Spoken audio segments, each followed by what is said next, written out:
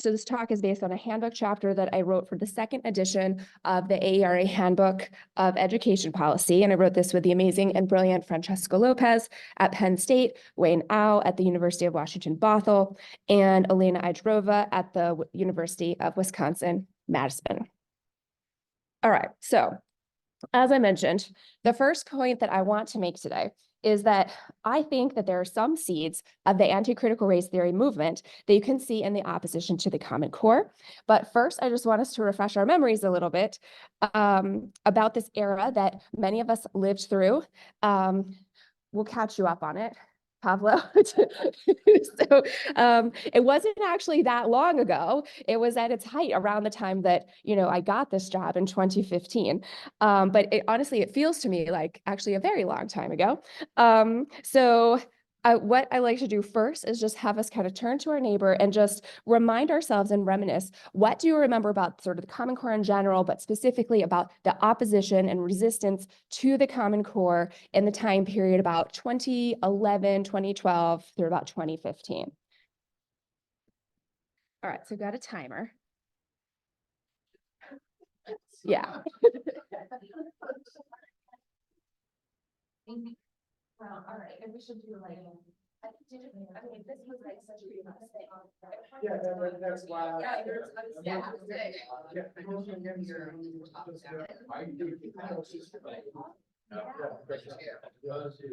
And what was the phenomenon?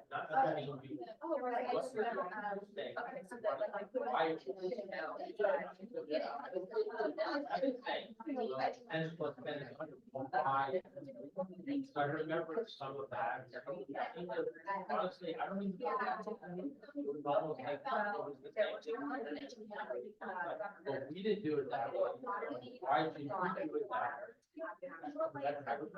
But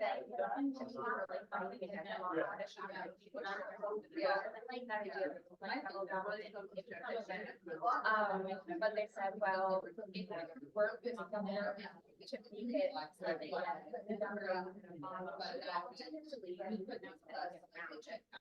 so I told this story political history very in 2010. We don't have to not have education. And I would also, I really think timing might be going on.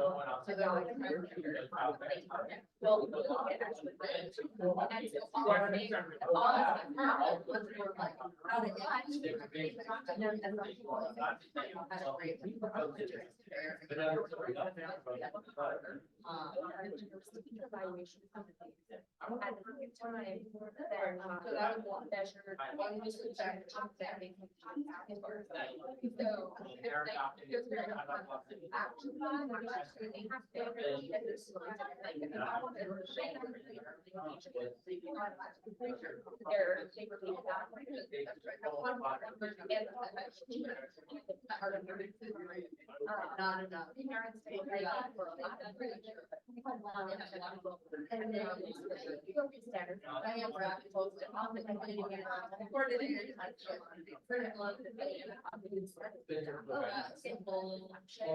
Exactly, like together, that a lot of the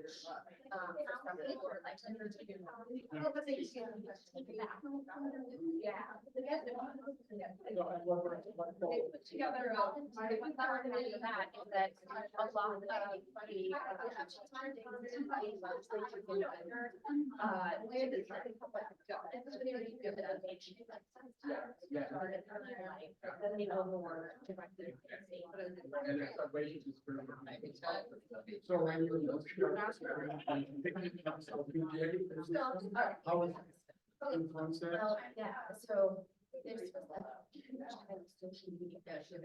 and I'll get to that with zero. No, I got it. Yeah, thank you. Okay, well, so then, yeah, so what are some of the things that you remember about that time period? Do you mind speaking at the microphone? Yeah, sure. Yes. What are some things that you remember about that time period? In our discussion, Yeah. we're remembering a couple of different parts of this. Yeah. One was kind of broad objection from the population to Common Core standards as an idea. Yeah. And then some more Yeah. specific objections to Mhm. content within the social studies standard, Mm. specifically Like- related. I thought it was like- more, there was too much, like Rachel was saying, too many focus on like critical thinking and kind of skills instead of content, and also too much content related to women's history, African-American history, Indigenous history, and other minorities. Oh, well, this is kind of interesting because like Forget. because there are standards for English, like English language arts, there's standards for mathematics, and then there's standards for like literacy across the content areas, but there actually were no like social studies history standards, like as part of the Common Core itself. But just definitely a lot of opposition from a lot of different corners. What else does anybody remember about that time? I feel like I remember a lot of like implementations. Yeah. Oh, yeah. Standards and your curriculum and. Yeah, well, and it was a time of such big policy change too, because so there were a broad set of changes that all happened right around the same time in 2010. So as I was just discussing with Pablo, this was the time in which the U.S. housing market had just crashed, and so then a part of that was the response to that at the federal level was the race to the top incentive competition. States could apply for extra money, but it was conditional.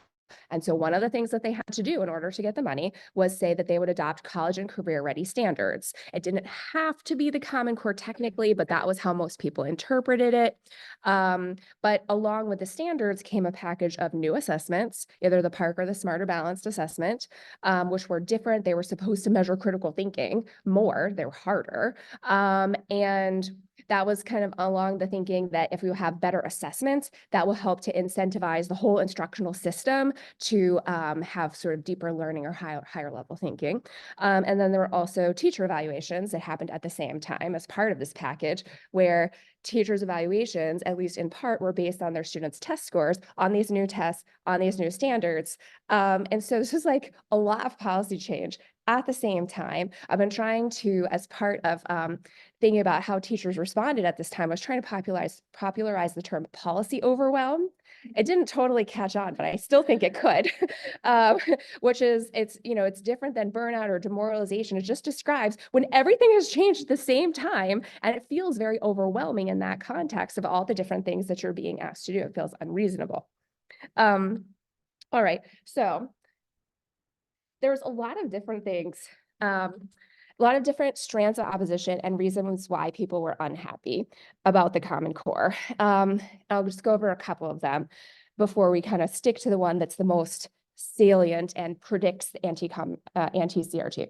All right, so first one is people who tended to be inside of education. These were teachers and parents, and their primary objection was to the use of high stakes assessments for students and for teachers. So this is an image from New York City in 2014. It's protesting the new Common Core English language arts assessments from Pearson, and saying that they're unfair, testing content that was more difficult even than the actual standards. There were some test questions I remember being released at the time. There was like something about a banana. I don't know. There's like some like absurd ones that were in the headlines as just like, where did this question even come from? This is totally ridiculous. So as one set of people unhappy were teachers and parents from within education, mostly focused on high stakes assessments. There's another group of people. This photo, you can see calls for teaching Black history in schools were aligned with another strain of Common Core activism or anti-Common Core activism, but more on the liberal side. So this is parent activist organizations such as Save Our Schools. They were pretty active in New Jersey and in Montclair specifically, and they were helping parents opt their children out of Common Core assessments. It's like huge at the time. Lots of Long Island, but it was all over the country. Opt-out movements, don't have your child participate in these assessments that are inappropriate. So that was kind of on the parent side with the opt-out movement, but then on the teacher side, you had organizations like the Badass Teachers or BATS. You see that signal in their logo. So these organizations became eventually affiliated with teachers' unions, and teachers' unions themselves had kind of changed their position from supporting the Common Core initially to then opposing it. So on the one hand, you had teachers and parents opposing the Common Core because of how they were linked to high stakes assessments. But then you also had conservative parents who were opposing the Common Core as unnecessary federal control, unnecessary intervention, and the call instead was for locally developed standards. So like this image from Mississippi in 2015 shows some of these elements like local standards now.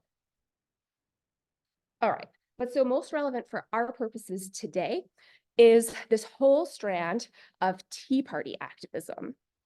And this linked the Common Core to a variety of other issues. So this is an image from great work they did at Penn in the hashtag Common Core project from John Sapovitz, Alan Daly, and Miguel Del Fresno.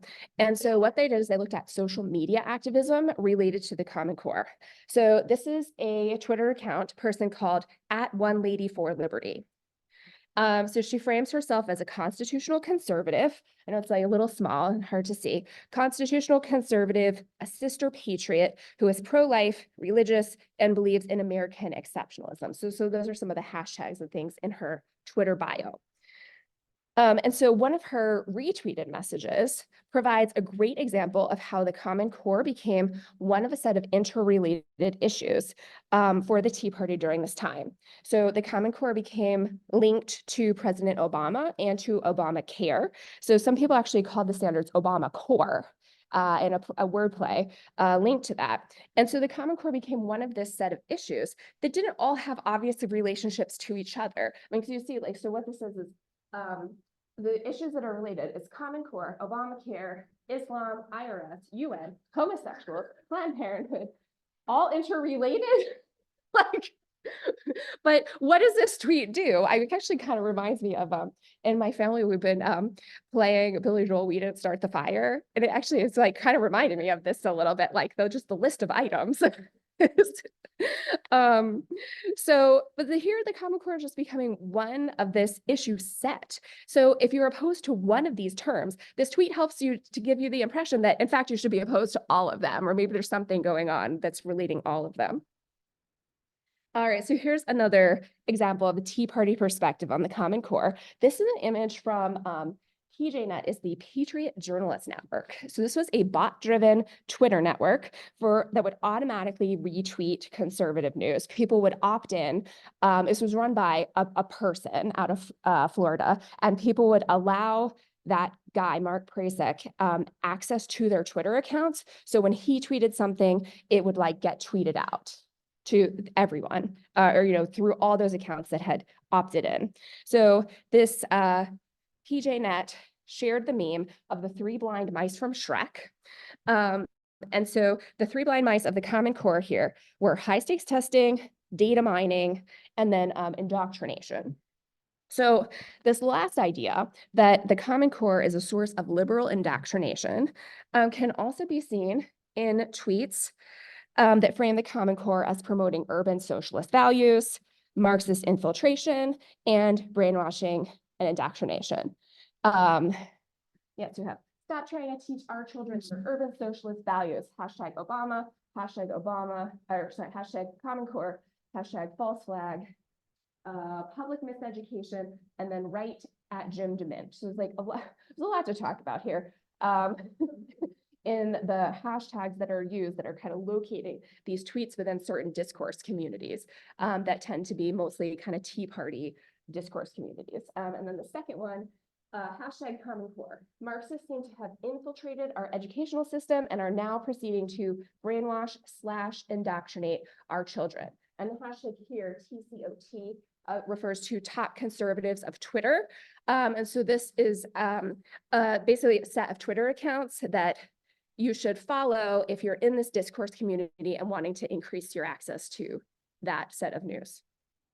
All right, so now I want to do some paired text, because if you've been following the anti-critical race theory discourse, you might already have like, oh, that seems it's kind of similar. All right, so here's the first example. The tweet that I just had shown. Marxists seem to have infiltrated our educational system for Common Core. All right, here is the headline. This is Christopher Rufo's appearance on Tucker Carlson. Christopher Rufo is the person that gets linked to often to sparking the anti-critical race theory kind of movement. And so the headline here, critical race theory has infiltrated the federal government. Very similar, and I think a very evocative verb choice. This clip was also published by the Heritage Foundation's YouTube channel, which is interesting because to me, even just like this one kind of image is already giving a sense of the potential interplay between conservative think tanks, traditional media, and social media as well. All right, second set of paired text. We have the three blind mice of the Common Core. I was thinking about this because I honestly don't really understand why, I think it just has a negative connotation. Why did they use the image of the three blind mice? I'm honestly not sure, but I think these are supposed to be three negative things. Indoctrination is one of them. I guess maybe it's like a blind spot. But so this then, the idea of indoctrination is echoed on the right with the idea of critical race theory as a vehicle for indoctrination that falls outside of the appropriate boundaries of what should be happening in school. All right, so you see some parallel rhetoric across, at least in this Tea Party strand of anti-Common Core sentiment. All right, but I feel like this is a bit of a jarring transition because what I'm really trying to explain, just for myself and my own scholarship, is this map. Okay, so this map shows the proposed and enacted anti-critical race theory legislation. Blue states are where such legislation was signed into law. Purple, at this time, this map is from about 2 years ago. Purple meant proposed but pending, and red meant proposed but rejected. So it doesn't honestly matter what color it is exactly for the purposes of this argument, because the takeaway point of this map for me is that in almost every state, someone was putting this forward, whether it got rejected or not. A policymaker wanted to give this a try. And what explains this kind of flurry of legislative activity? What I had just described in these last couple images was some parallel rhetoric. But I do think that there is some partial explanation there. There's some through lines that I'll talk about, but I don't think that explains the whole thing. So that's going to be the second half of the talk, is trying to think about what does explain that map. All right, so here are a few through lines that I do think are here between the Common Core backlash opposition and anti-CRT movement. So first one is how the Tea Party linked the Affordable Care Act to Obama with the term Obamacare, then to the Common Core with the term Obama Core. And I view this as a racialized policy discourse. Not only are you linking the Common Core to a bunch of other Tea Party issues, but also to how the Tea Party was using this kind of dog whistle rhetoric that was othering President Obama as a foreigner, a socialist, a Muslim, and this type of fear-mongering discourse that draws on racial stereotypes, fears of immigrants. It's only become more and more common in the Trump era and in this kind of strand of discourse beyond that. So I think that's one through line that we see. The second one is about the role of social media. And Common Core backlash, whether it was liberal or conservative, was one of the first big education policy issues where social media both reflected the discourse, but also really shaped the discourse. Twitter was very influential in propagating Tea Party points of view, as you saw, but also opposition to the Common Core from those within education. So this was an era where you had Diane Ravitch tweeting all the time, Anthony Cody, Carol Burris, people who went on to found the Network for Public Education. There was also a lot of Facebook groups like Save Our Schools New Jersey that played a really big role in organizing grassroots activism around opting out of state tests. And this is a through line that I think you continue to see with the role of social media and fanning the flames of the anti-CRT movement.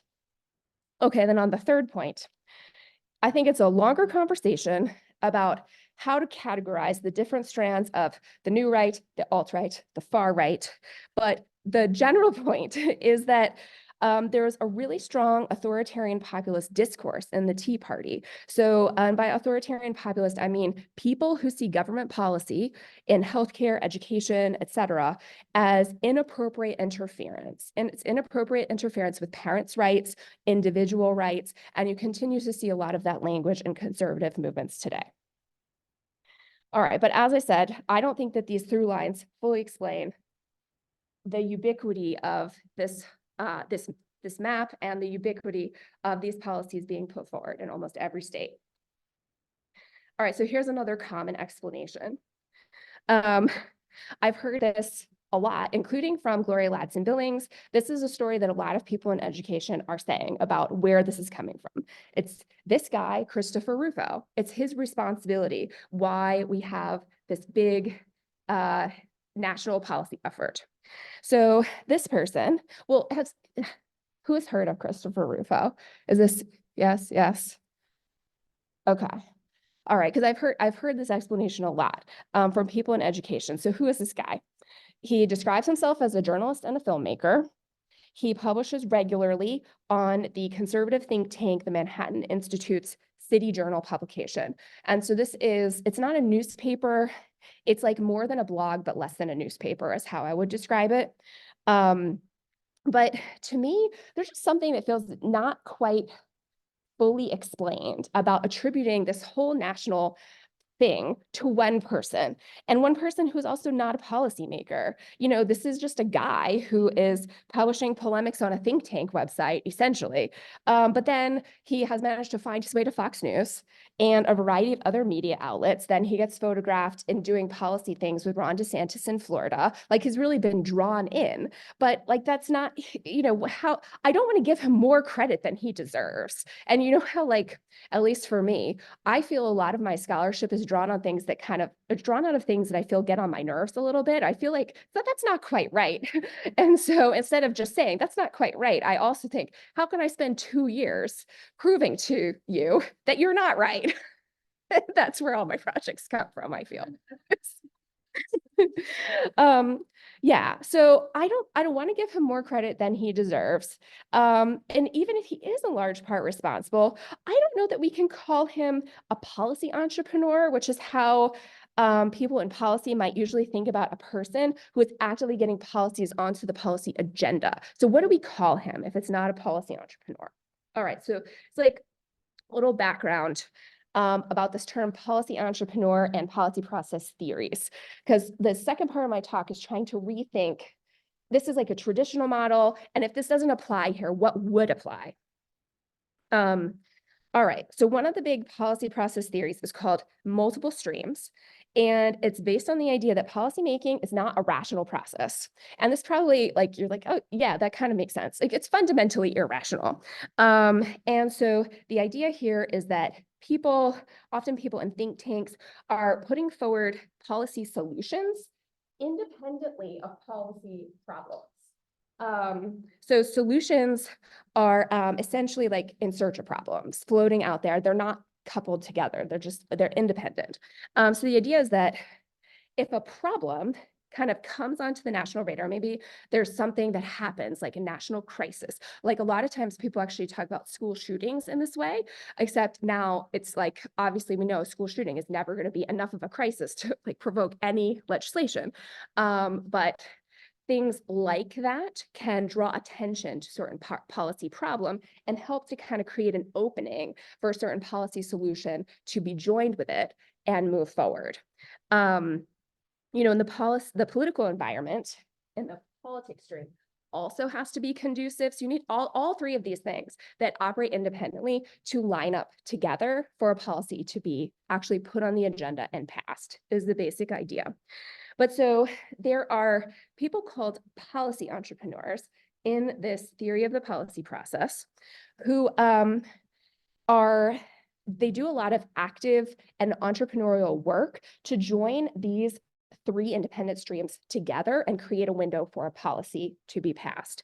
So these people, they don't have to be politicians, but they often are. They're people who invest a lot of energy, time, resources into bringing these three things together. But so like, here's kind of my question. Is Christopher Rufo a policy entrepreneur? Is he really doing the work of joining together a certain problem in the problem stream with a certain policy solution in the policy stream and in a right political environment in the politics stream? And like, maybe, kind of. But I don't know, this feels like an incomplete explanation. So I think it's not just him. So I put like, the idea is that in this like funnel, the policy entrepreneur is the person who's joining these three things together. And that's what you have to have, are the three streams coupled together for the policy window to open. But I think like, okay, there's a lot of other stuff that goes on here. So this is my attempt to think about what's happening in the funnel that's actually joining the streams together. And I think it's a lot of other stuff besides one person. And I don't think that Christopher Rufo is a policy entrepreneur. Yeah, so, all right. So, let's see, what's to say? And how, oh yeah, okay, that's perfect. Okay. All right, so what's happening in the funnel that's bringing together the streams?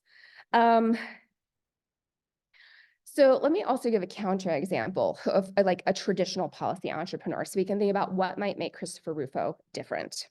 So during the Common Core, the people who got talked about as policy entrepreneurs are the former governors James Hunt Jr. from North Carolina and Bob Wise of West Virginia. So these were both people who were known as kind of education governors, and they had wanted national standards for a long time. And so they just kind of like laid the groundwork. Neither one of them was in office, but they were still very active in communicating with a lot of state legislators, state superintendents, governors, and they just laid the groundwork slowly and steadily. So even though they weren't in office, they were able to bring the streams together, and they had a wealth of formal policy experience to help them to do this in a way that I wouldn't say that Christopher Rufo does. Christopher Rufo, to me, seems like more somebody who is savvy about using the media, kind of like an opportunist. And I would even actually compare him to Emily Hanford, somebody else who's getting a lot of media attention, very different issue, but she's a journalist who talks a lot about the science of reading. Like, that's why she is getting a lot of media attention.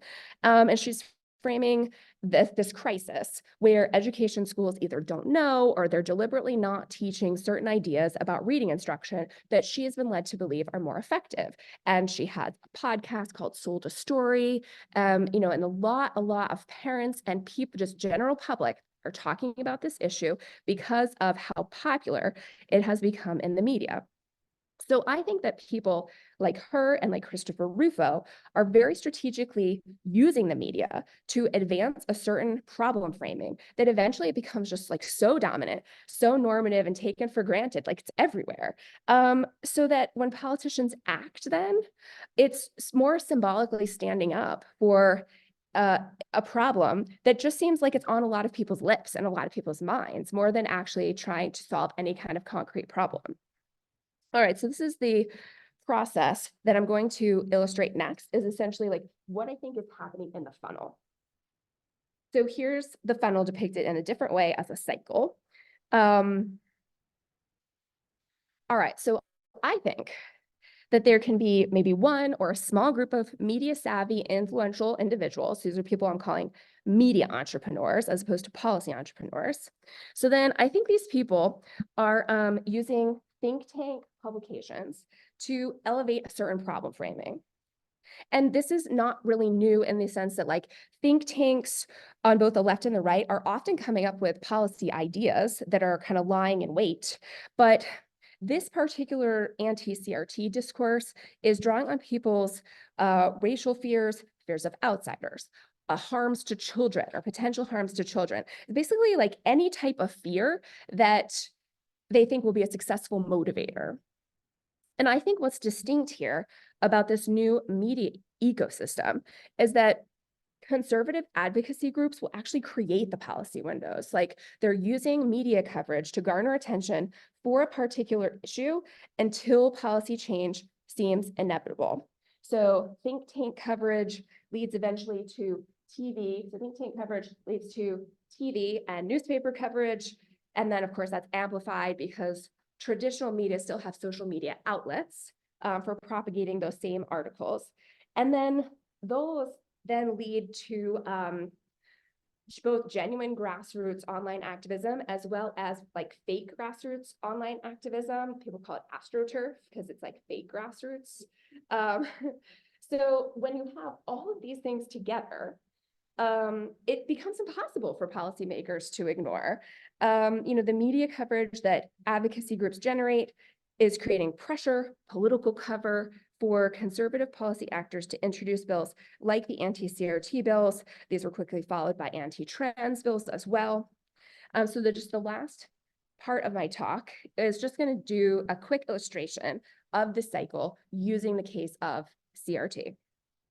All right, so here's Christopher Rufo again, reduced to his proper role. So, all right, so here he is publishing his blog posts on the Manhattan Institute City Journal. So he's publishing frequently and broadly on race and gender, how DEI initiatives have become increasingly common in corporations, the government, in education. So some of the titles of his articles here are things like the DEI regime or the woke industrial complex. All right, so ultimately, the problem framings from this article that became most prominent were some that you can see here. I'll read a few of them out loud. This is from a wonderful article in Policy Studies Journal last fall, where the authors were looking to see how people's exposure to negative messages about CRT related to their likelihood of supporting a CRT ban. And one of the things that they had to do in order first was look at CRT policy documents, and they were trying to draw out like, what are the narratives here? Who is being framed as the hero? Who's being made out to be the villain? What are the kind of what they call them the plots, but it's essentially what's the problem and what's the solution? So a lot of the problems, the problem framings are the idea that CRT indoctrinates children, teaches children to be racist, teaches children to feel bad, teaches children to hate the United States. These are some of the common problems that were implicit in these policy documents. And then unsurprisingly, the main policy solutions were focused on ways to forbid teaching CRT. So that was must stop teaching CRT, CRT should not be taught, and this was through a few different policy instruments, a ban, finding ways to punish teachers or school districts, like essentially a lot of the state legislation said that school districts could lose their funding if they were kind of found out to be doing this. All right, so eventually, these think tank publications that were putting forward these certain framings about problem and solution, they got enough attention so that then Christopher Rufo was on Fox News. And this is in August of 2020, right before then President Trump releases a statement about race, the way that race is being used in the federal government, and it can't be used at any kind of federal government, et cetera. But so when Christopher Rufo was here on Tucker Carlson, it's then sparking this whole other wave of conservative media attention. There's conservative TV stations, but also right-wing print outlets like Breitbart is this example here. And I pulled some of these from Facebook to show how, when something appears on Fox News, it also appears on Facebook. So wherever, like you have multiple ways of getting that information depending on what mode of information you're tuned into. So then this increasing din of media coverage is starting to make this issue feel omnipresent for people who have these news sources as a big part of their news diet. So like whether it's genuine grassroots online activism or not, and probably not, as in the case of Moms for Liberty here, where some of these images are pulled, regular people are starting to hear these messages so often and so much that they seem omnipresent, they seem true. And then this encourages people to go to their local school board meetings, to speak up. And they're using similar talking points all over the country. And so like, why is that? It either has to be because there's a Moms for Liberty playbook, which I think there is, which gives advice people on, on what talking points to use. But also it's not an accident that like these talking points are aligned to this exact media discourse as well. So this is my best explanation for this map, for the ubiquity of these similar policy efforts across the nation. And it's this part of the funnel, the ways that these different elements are working together to couple or join together a problem with a policy solution, and that the media ecosystem isn't just reacting to the political environment in the politics stream, but that the media is actively shaping the political environment to be more conducive to these predetermined policy solutions. All right, final piece of confirmatory evidence for the strong role that the media is playing in shaping this discourse. This comes from the same article I referred to earlier from Policy Studies Journal, where the authors wanted to know how exposure to media messages about CRT related to the likelihood that someone would support a CRT ban. So I think this graph is wild because what it shows is that it doesn't matter where you are on the political spectrum, the more messages you hear, the more likely you are to support a CRT ban. All right, so these are strong Republicans, politically neutral people, and strong Democrats. And so what this shows is that if you're a strong Republican in the red, and then the lines are the averages. So if you're a strong Republican, you have a 90%, a strong Republican who has heard out of all these different plots, or these are the messages, the negative framings of critical race theory. If you've heard all these different messages, you are 90% probability of saying, yes, I support a CRT ban. All right, but like, that's kind of what I would think. What I was very surprised by is that if you're a strong Democrat, but you've heard all these messages, you have a 44% probability of also supporting a CRT ban. And that's 50-50. That is not at all what I would have thought. And so I really think that just that shows you the power of media messages in our environment to shape our political discourse and our actions and our beliefs. So that's kind of like the end of what I have to present today, in terms of things that I hope we might talk about. If this is true, that the media is playing a strong role in shaping the political environment and the policies that get on the agenda to even be passed, then what implications does this have for ourselves, our individual behavior, the political process? This could be everything from how we navigate social media ourselves, how we communicate with other people in a polarized society, how we think about elections and political parties, to, and probably most importantly, how we work with teachers and school and district leaders in this type of political climate. So yeah, thanks for coming today. Thanks.